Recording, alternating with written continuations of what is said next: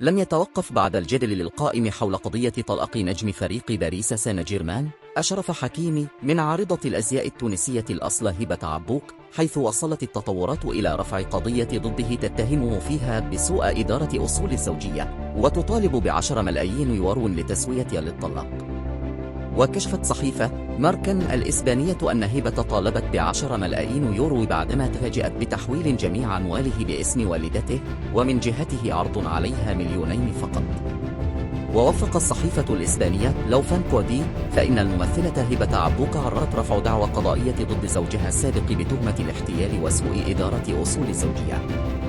ومن جهتها تحدثت والدة اللاعب في وقت سابق عن ما دار في المواقع الاجتماعية حول تحويل جميع أموال حكيمي باسم والدته، بالقول: لم يقم ابني بتبليغي بتحويل ثروته.